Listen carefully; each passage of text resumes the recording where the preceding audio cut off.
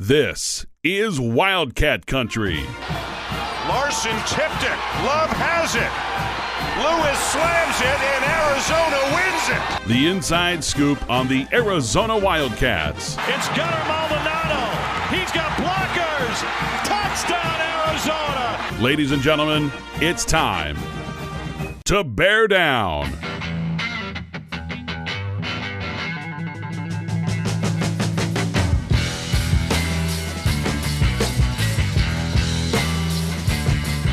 Welcome to another edition of Wildcat Country presented by Harrah's Auction Casino. Eric Cohen and Shane Dale. And Shane, how about that last Saturday?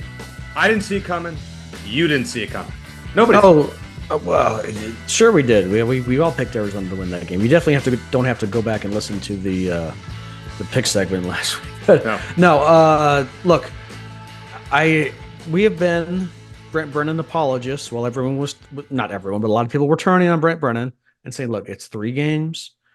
Give him time to, get his system going and get a flow going with the new guys, and get a new system. Everyone's got to still get acclimated to each other. And I figured there's going to be a turning point at some point.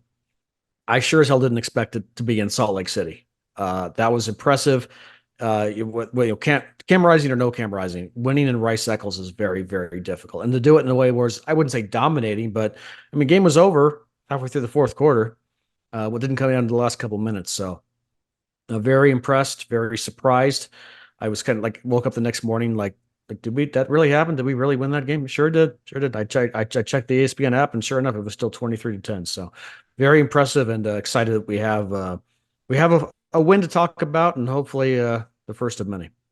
First Big 12 win and the first Big 12 game. Official Big 12 game for Arizona. Right. It's funny because I was watching with friends, and one of them, a couple of them were not U of A guys. One was an ASU guy, and the other one just doesn't care, doesn't have a preference. What are you doing watching this game with an ASU guy? Well, I had also had a U of A buddy there. And me watching a game is a nervous wreck. I'm very pessimistic.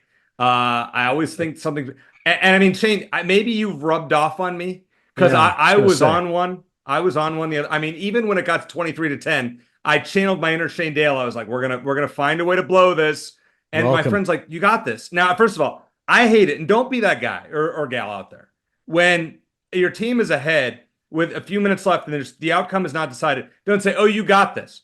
I can give you countless examples of where that's happened to me as a sports bettor and a non-sports bettor where that's happened.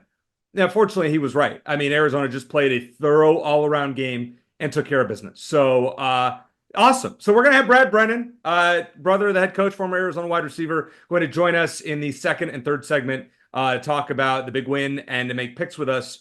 Before we get into anything else, Shane, do we have any standouts from this week that you'd like to discuss? We might have a few, and we got to start with Sicario Davis, right? Big 12 Defensive Player of the Week. Yeah. 5 pass breakups, 7 tackles at Utah. I think I saw a stat that Arizona had 8 pass breakups for the game, which is the most they've had in 20 some odd years. But yeah, Davis looked like a first round pick throughout the game, which he's projected to be by some.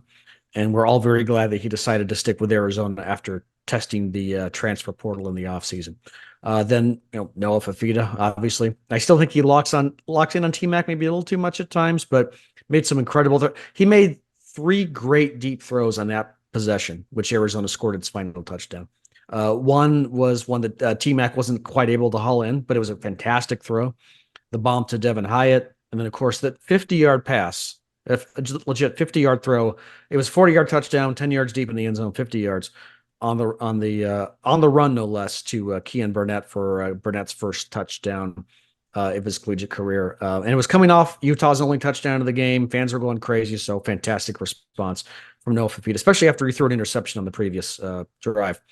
And then Kedrick Riscano. ESPN's pronounced it Risano. I think the C is silent. Yeah. Okay. ESPN, of course, pronounced it both ways. Risano. Arizona really needs to have a strong number 2 option at tailback with Krosky Merritt out for who knows how long. And Risano did that against Utah, 73 yards on just 7 carries. If he can put up anywhere close to those kinds of numbers the rest of the season, that it's going to help. It's going to be massive. It's going to help lighten the load for Quali Conley quite a bit. Other sports real quick. Soccer team had a win and a draw in Big 12 play last week.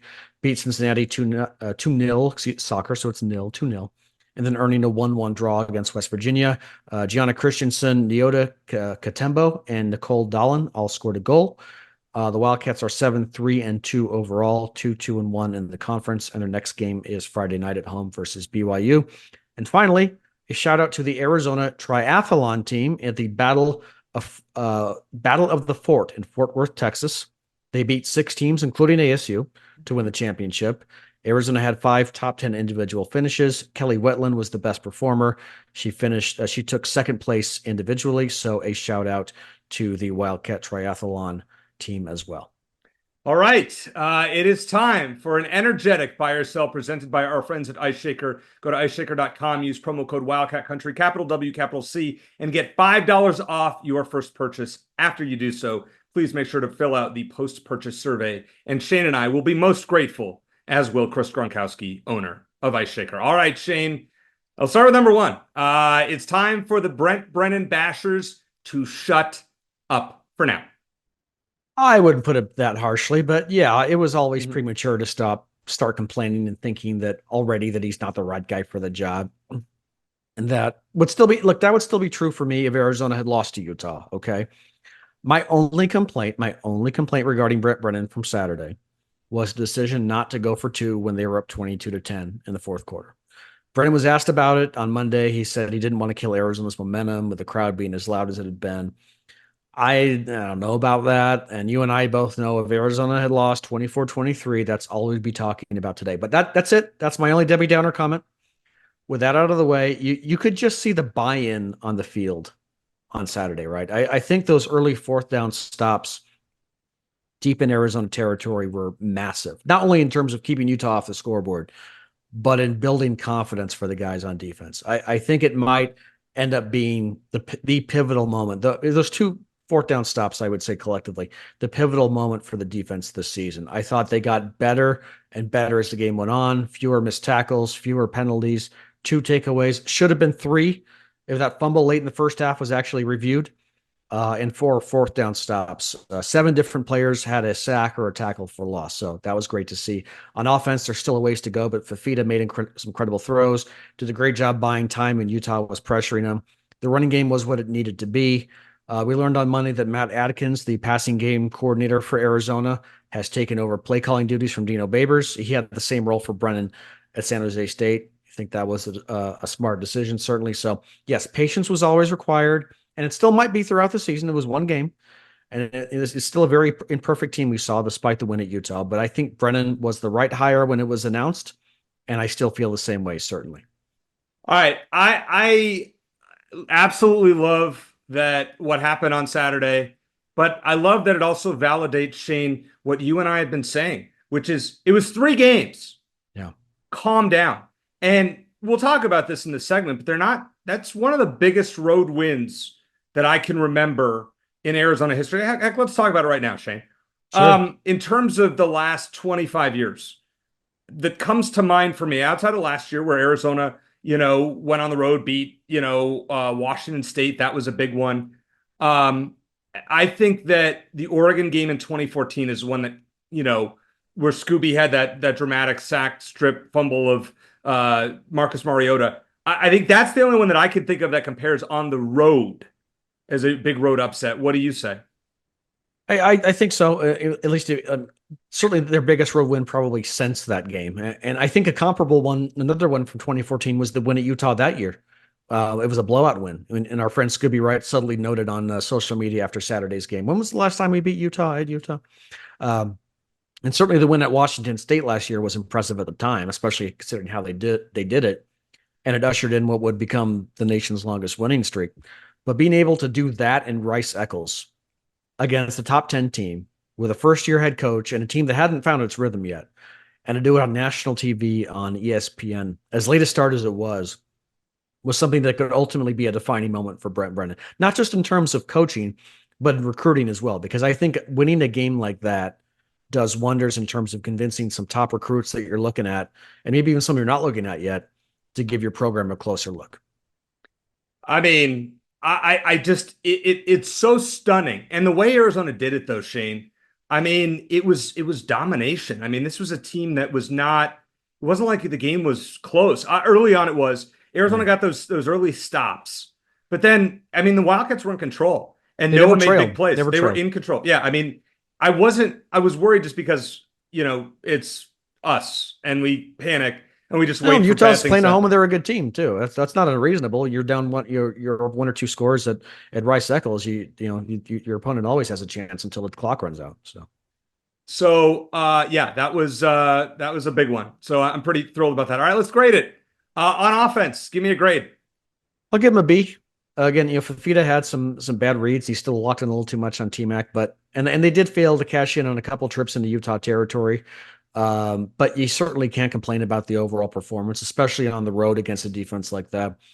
Offensive line looked better, especially in run blocking, opening up some holes for Conley and Risano. I'm going to get used to saying that. They both had over 70 yards rushing, and of course, Keon Burnett with a career game in his first ever college touchdown. That was by far his best game at Arizona. So still room for improvement, which is a good sign that they beat a team like that on the road while not being at their absolute best, at least on offense. So definitely a good sign. But I'll give the offense a B for the game.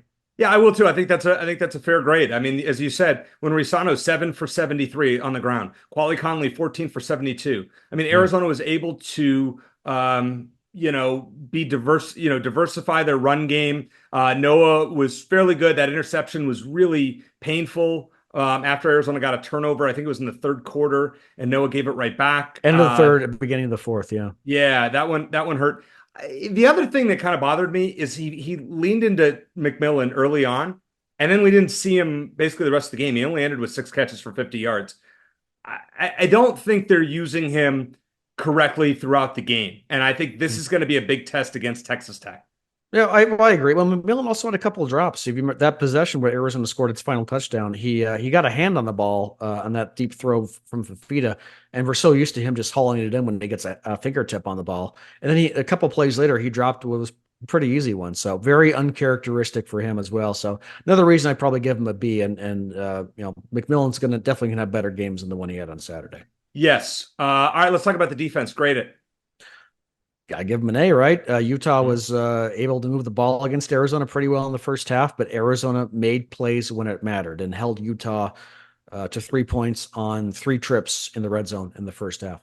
And I think I think the defense just got better throughout the game, and they built on the confidence that they were able to get early in the game. Secondary was outstanding. Defensive line did a better job getting pressure on the quarterback. Micah Bernard had a good game of running back for Utah, but it was his lowest yards per carry average of the season. So kept him in check, didn't let him run all over him. So you come out of Utah with 2 takeaways. Again, should have been 3. Hold them to 0 for 4 on 4th down conversions. There's no other appropriate grade than a solid A. I would give them an A as well. I mean, I hate to agree with you, but this defense played aggressive.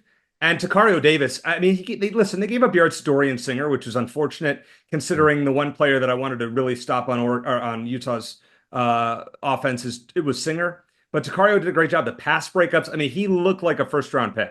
He showed out. The highlights from when he is drafted will be from that Utah game. Absolutely, great point. And the fact that the fact that he got Big 12 Defensive Player of the Week without recording. I mean, usually guys who get that honor have at least a sack or 2 or a takeaway. He didn't have any of those, but the Big 12 still recognized this guy had a ridiculous game, and it was stuff that you don't see immediately on the stat sheet. You have to go a little further down. He was just he looked like an NFL veteran among young college kids in that game. He just did. And I mean, it was absolutely no question about it, impressive. How about coaching, Shane? What do you give them? Give them an A-. Only reason for the minus was the decision not to go for 2. Plus, I think they should have pooch punted rather than have had Loop attempt that 56-yard field goal in the 4th quarter. So those decisions I wasn't thrilled with. Those are my only complaints. I thought it was a very well coached game. Dwayne Aquina obviously has got the defense dialed in now. I think that the play calling on offense was better, or at least good enough. And Brent Brennan, just give him credit for making that decision and have a very, I'm sure it was not an easy conversation with Dino Babers, who, a veteran who I'm coached, who I'm sure he likes and respects a great deal. So, if they had gone for two, and I mean a couple decisions had gone differently, I probably would give them a solid A, but an A minus. B plus for me. I downgrade them a little bit more than you do. They're not going for two. I understand his logic. Hate it. No offense, Brent. We like you a lot, but that was not a good call. The field goal didn't bother me, but the not going for two. I mean, the field goal, I get it. You're playing to win. Yeah. It's an elevation, so it's Oh, essentially yeah. like a 45-yard field Distance goal. wasn't the problem on that one. That would have, I mean, if it was accurate, it would have been good from 65. Right. I mean, so right. So that's why I'm not going to. But the not going for two. I mean, if Utah had come back to win that game 24-23, Brent Brennan loses the fan base. Mhm. I mean, right Yeah. there. And this is a different conversation we're having on this show today. Agree. So let's talk about the schedule here. Outside of Houston, Shane, Arizona's schedule upcoming is really tricky. You've got Texas Tech, who's 4-1. You've got Colorado, who only has one loss in a couple weeks. Or sorry, BYU is 5-0. So it goes Texas Tech 4-1, BYU 5-0. Then Colorado has one loss. And then you get to West Virginia, who is no slouch. And then you're at UCF. And then Houston stinks. U of A should beat them. And then it's at TCU, who just went on the road and beat Kansas, albeit Kansas not having a good year. And then ASU's been pretty good. I mean, basically, we're going to have a roller coaster the rest of the season. And as I said the other day, buckle up. So buy or sell, buckle up. Definitely got to buy it. And that's the big difference between the Big 12 and the Pac-12, like we talked about even before the season started. Some of the suspects are different, but the story is the same in that, the Pac-12 was more top heavy, with USC and Oregon and sometimes Washington up there. The Big 12, it's definitely more up for grabs, but there are very, very few gimmies on the schedule. And, you look at the schedule now versus a few weeks ago, the tougher matchups are not what we thought they were, some of them anyway.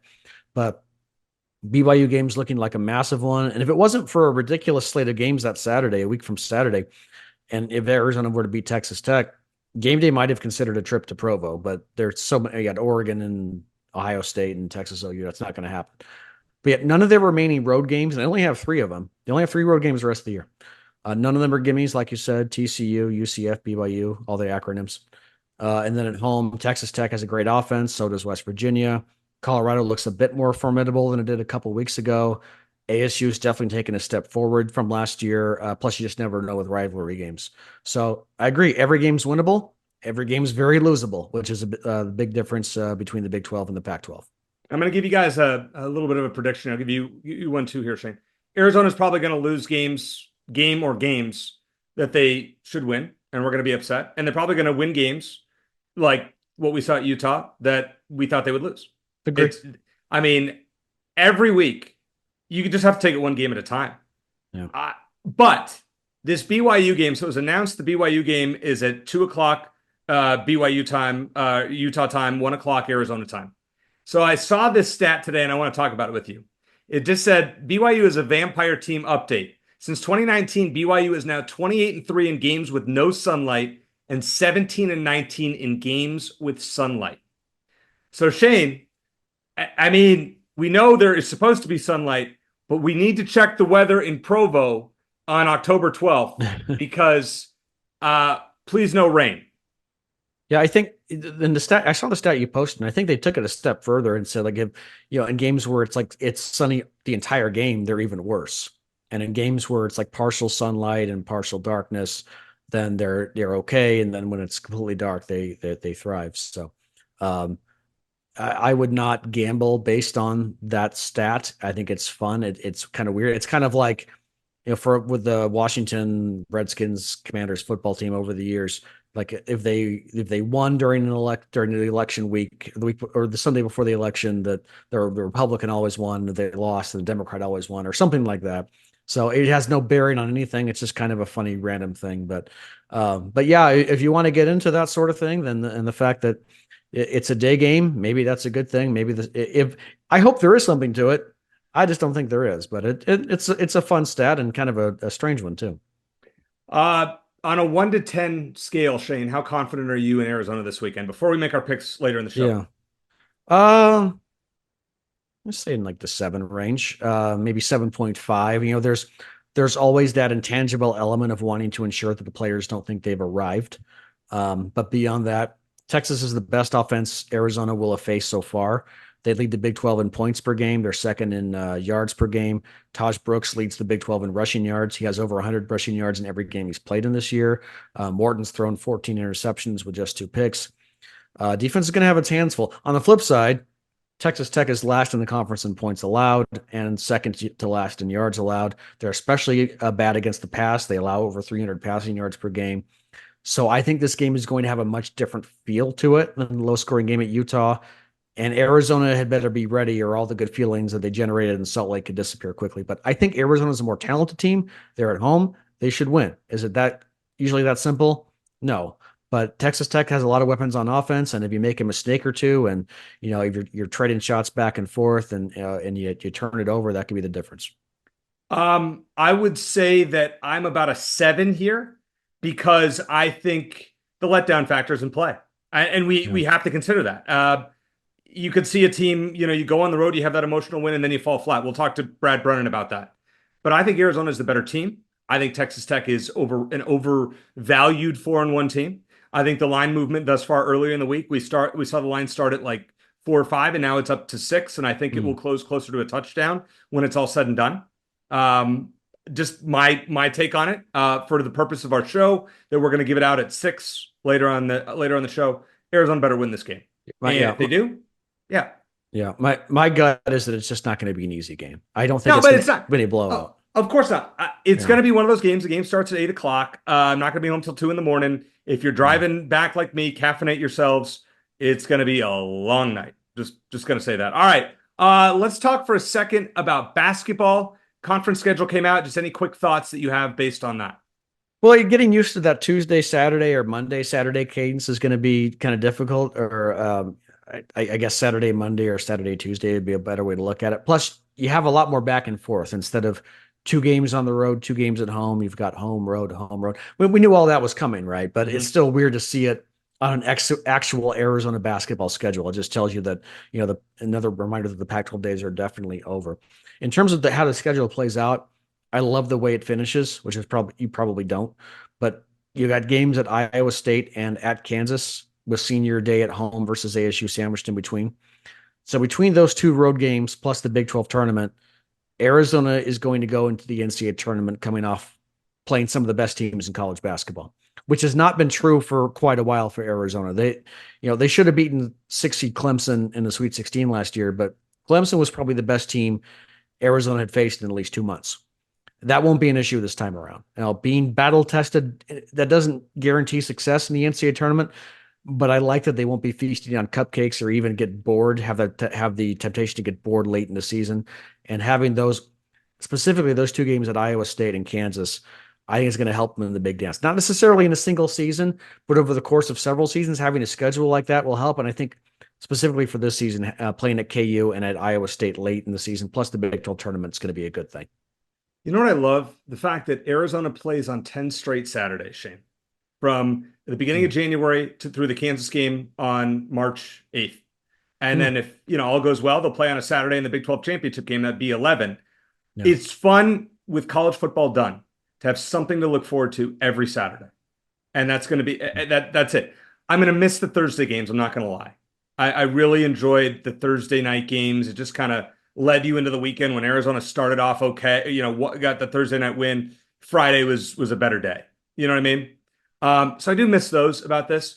We are, you and I talked about this. We're going to have to figure out a recording schedule differently just because we're not used to Monday, Tuesday, Wednesday, or Monday, Tuesday games. Yeah. But it's fun. Big Monday. I mean, that's going to be fun. And then we'll recap it and preview the following weekend. But every weekend is tough. There's not one where I'm like, well, here come the Oregon or here come the Washington schools away. Now we saw Washington State was good last year.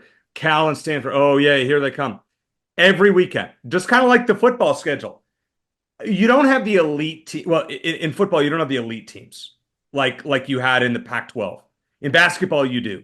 And so every week is going to be just the roller coaster between now. I think we're already well underway, and mid-March is going to feel like buckle up, as I said in the last part.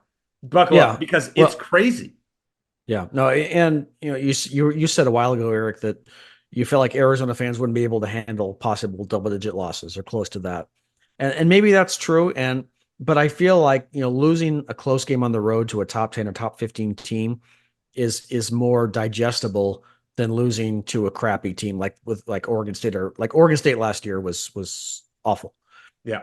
You don't have to worry about that. I mean, yes, you still want to win those games. Yes, your blood pressure is still going to be going to be up during those games, and it's going to be, you have to listen to the opposing fan base talk trash during after that a loss, but you still you learn from it if you're competitive, and it's not going to necessarily hurt your place in the NCAA tournament. I think it's nothing but a positive thing that they're going to be tested week in and week out starting this season. I cannot wait. Now, a few just housekeeping notes. As of right now, Shane and I are probably not going to be out at Harrah's Auction Casino during the football season. Just logistics made it a little bit difficult, but we are going to have some Harrah's Auction giveaways, hopefully later this fall. And they are having a concert. Midland is performing at Harrah's Auction Casino on New Year's Eve. So we'll have some packages to do, to give away for that. So stay tuned. But if you don't know much about Harrah's Auction Casino, well, I'll tell you a little bit more. Bear down, Wildcat fans, because it's time to spin to win up to $6,000 at Harrah's Auction Casino. It's easy. Just sign up for Caesars Rewards, play your favorite slots, and earn entries to spin the wheel for your chance to win up to $6,000 in free slot play. What's even better, you'll get $10 in free slot play just for signing up. And the more you play, the more entries you'll receive. So get ready to spin to win only at Harrah's Auction Casino. Play for all. Just kind of throwing that out there. Big time stuff coming up over there this week, or the rest of this year, and we'll be out there at some point. Just, I don't know logistically with these TV times, since we don't know until 10 days beforehand, kind of makes it a little bit tricky. Maybe for basketball season, we're working on it. But all right, coming up next, it is Brad Brennan. We're going to find out what he has to say about his brother's success here on Wildcat Country.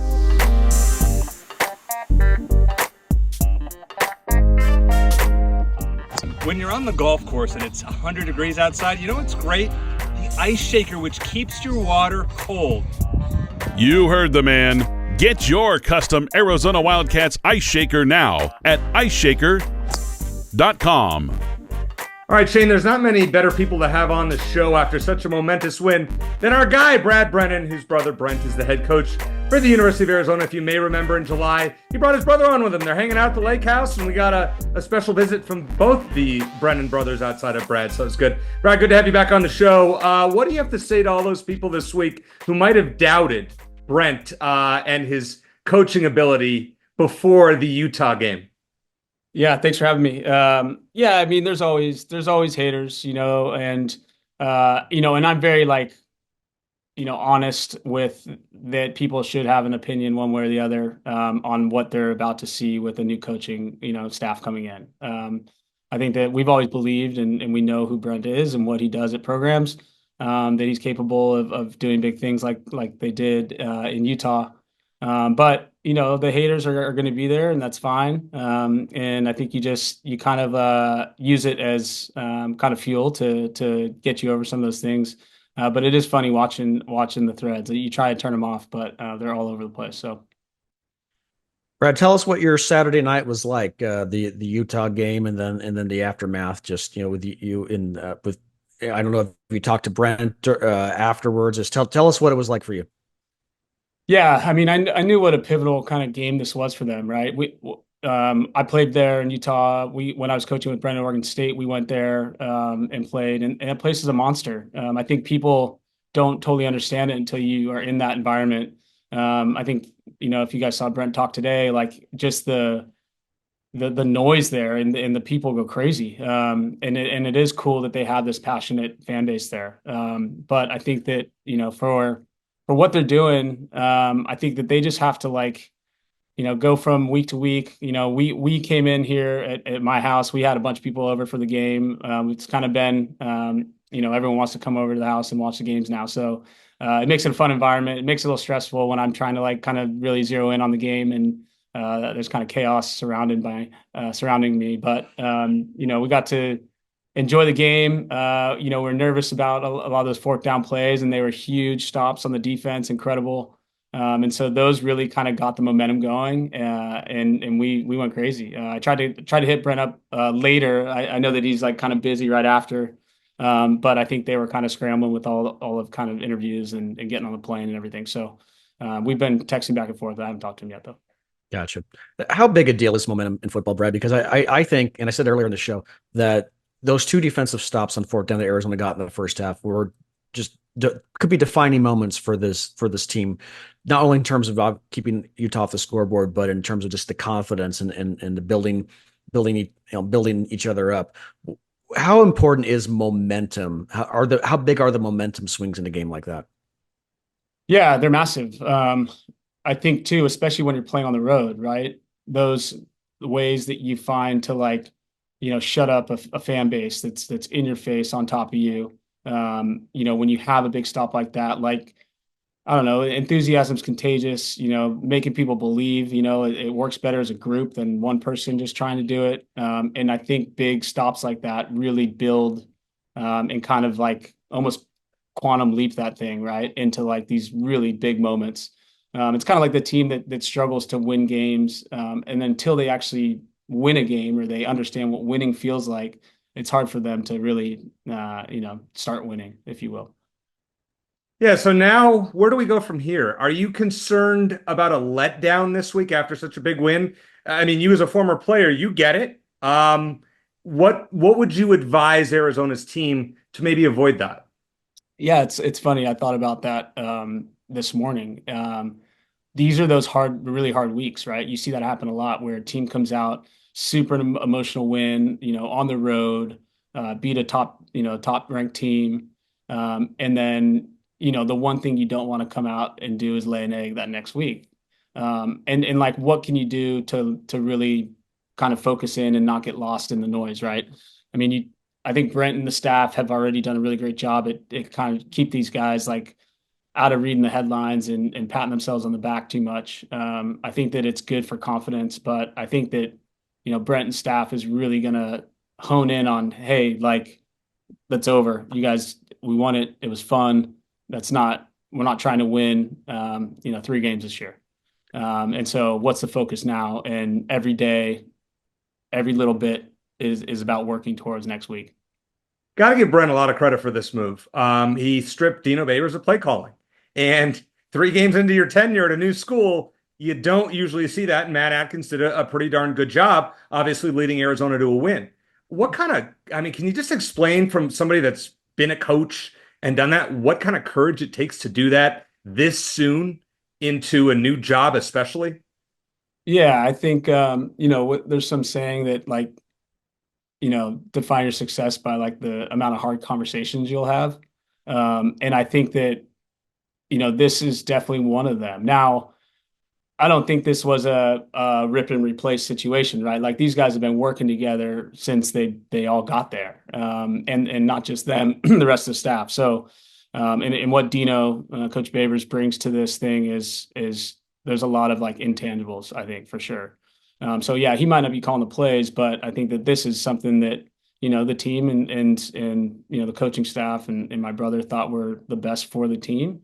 And those are hard things, but like those happen on every staff every single year, right? And I think that my brother's he doesn't shy away from tough conversations. He kind of leans into them because he does really believe in kind of what they're doing and how they're doing it. And I think if that includes having some hard conversations, he's happy to do so. Yeah, Brad, I think there was this idea about your brother, excuse me, that he's, and I think that's been dispelled a bit since the Utah game, but maybe he's just too nice a guy. And I think other people have we've asked other people about that, and they say, no, he can get intense. He can, get in someone's face when he needs to. Obviously, you have a unique perspective on that. What are your thoughts on that? Yeah, I grew up with that motherfucker, man. I mean, that guy's he has like a real passion to him. And I think sometimes that can be portrayed as the nice guy, but man, when that thing goes the other way and he has to like really get after your ass, like he's extremely extremely good at that. But I think that, like I said, he doesn't, and you guys don't, the fan base doesn't necessarily see that, right? He's not going to go blow up a kid in front of the media. Like, that's not his deal, right? There's some coaches that do that. Right. But like that, his philosophy really, I think, is like, that doesn't do anybody good, right? A kid's now hurt. He feels bad about it. His friends are making fun of him about it, whatever the case is, right? So I think that he's definitely got the side to him that, doesn't always come out. But when it does, and when he needs to, you'll see. I mean, you see the passion he is on the sideline. Like, he's different that way than a lot of coaches as well. Now he's always positive and trying to keep a positive spin on everything. I think he almost, fakes it till you make it in that regard. Yeah. But he believes it and he's passionate about it. And I think that's why good things do happen. All right, Brad, as a former wide receiver, take a look at this wide receiver unit. Obviously, we know how good T-Mac is. We're looking for someone else to step up. Kean Burnett obviously stepped up against Utah, but in terms of the wide receiver group, just watching the games as you have, is there anyone out there who stands out who you think may be able to establish himself as maybe a nice complement to T-Mac before the season's over? I think it takes the group. Like, I think the hardest thing with T-Mac is that he's such a dynamic player that if other guys don't emerge, like, you have like a real problem, right? You have, they can scheme it a lot of different ways to really try and lock that down. I think what happened this past week was incredible for the confidence of that offense, for the incredible of that receiving group, the tight ends, everybody, right? There's different people emerging, which is going to be in T-Mac. I don't know if he kind of realizes it yet, but it's going to be huge for him, right? I mean, every team we've ever had, when we were at Oregon State, it was like Marcus Wheaton and Brandon Cooks. Like, without one of the other guys, it was hard, right? You definitely need guys to draw more attention away from where you're trying to get the ball. And I think, Key did an incredible job at that game. JP, is that right? I just blanked. Some of the other guys obviously catching, a lot of balls. It's just building confidence for them, but also for the overall offense. Yeah, Jeremiah Patterson. Yeah. Right. All right, last question for you, Brad. And I promise I'm not asking you to Monday morning quarterback your brother, but Arizona gets a touchdown, goes up 22-10, fourth quarter. They do the PAT instead of going for two. Were you surprised when you saw that or no?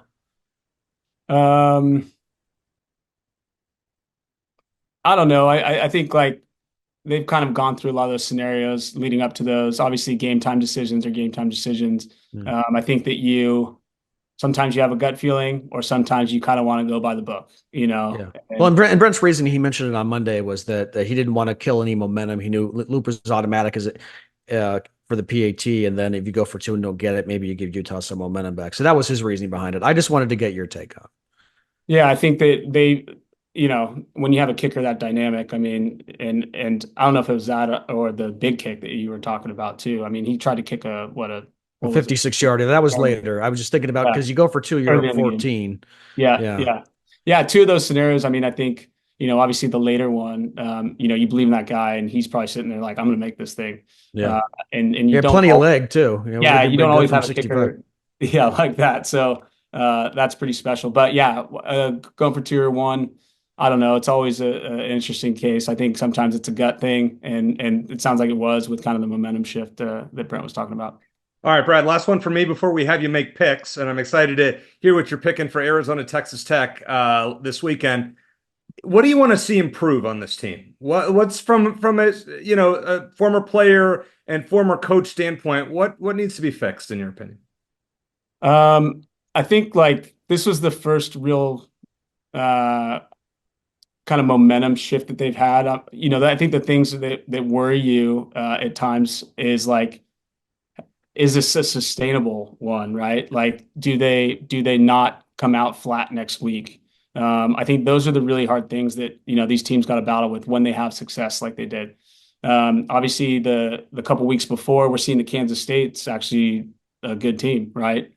So there's some interesting things there that I think they can actually feed off of as well. That they can say, hey, we lost a good team. We didn't play as well as we wanted to. And then, coming off a big win like this, how do we keep that momentum? The biggest things I think that they should probably, be aware of is, like, just not giving up a lot of big plays. I think they did a fantastic job. Obviously, Bobo, Takario did like incredible in his assignments. But overall defense, you're seeing those guys just really rally. So it's just kind of maintaining that and getting better each week. Where sometimes that stuff, you have these big games and then, you see a little bit of flat. So that would be the biggest thing, is just how do you take one day at a time, not worry about the noise, because there's a lot of noise right now, and just keep moving ahead. I'm very excited to see how you're going to do in our pick segment. Shane has struggled lately. I haven't Can't been do great. any worse than me, Brad. We'll see how. Yeah, go ahead. Yeah, I don't know if I misread, but I thought you picked one game. But go ahead. I'll play though. Doesn't matter. You'll if you just pick on the fly, you're better than me. Yeah, coming up next, it's picks with Shane and Brad here on Wildcat Country.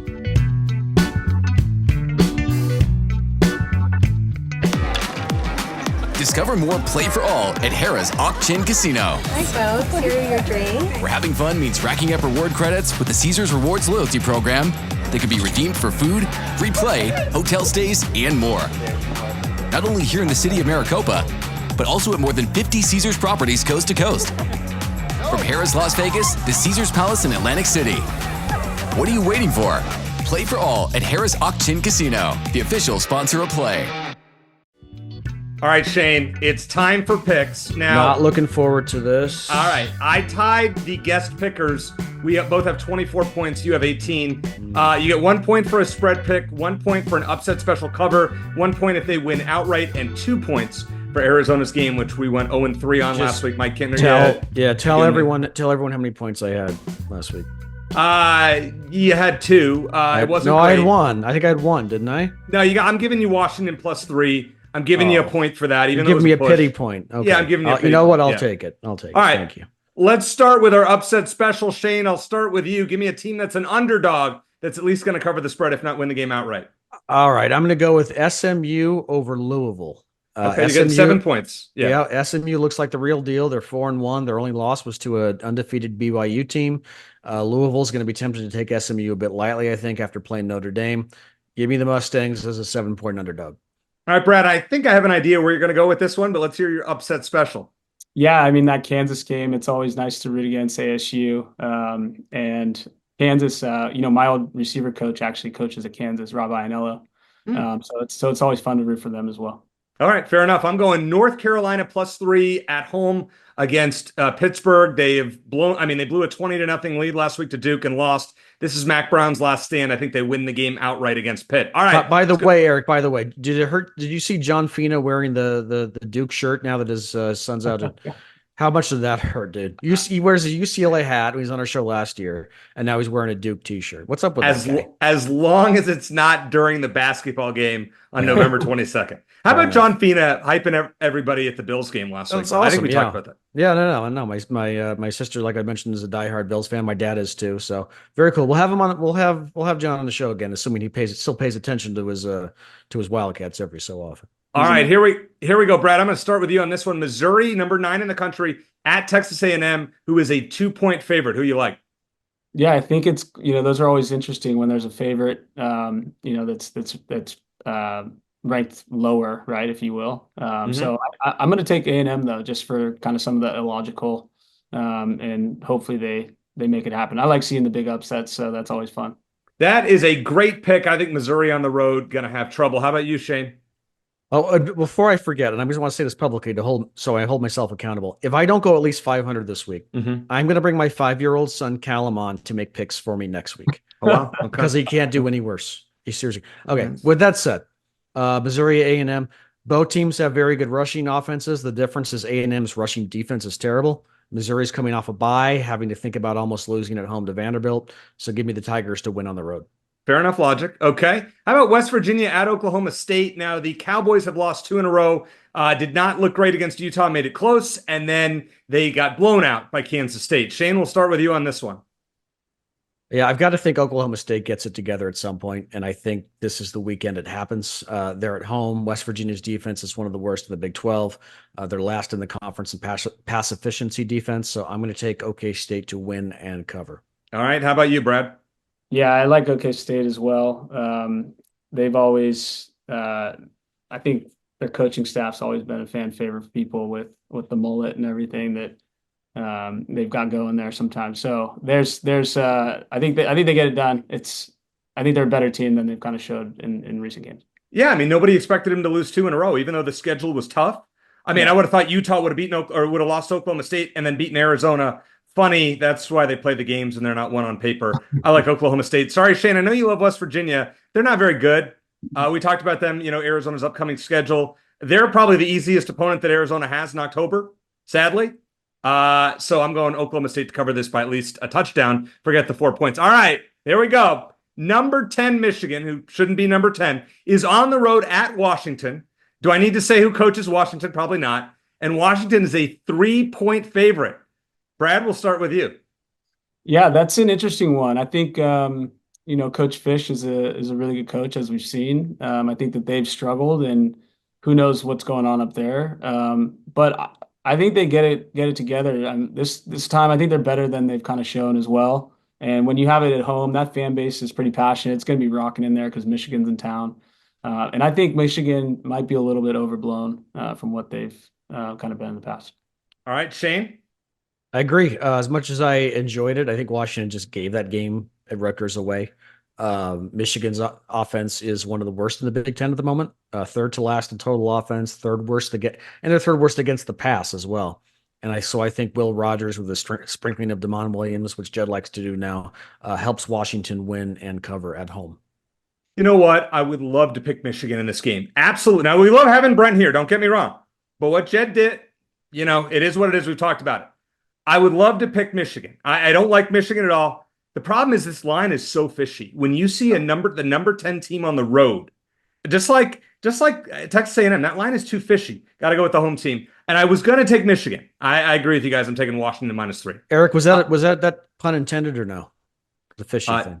It was unintended, but that's okay. Sometimes it's the way that I talk.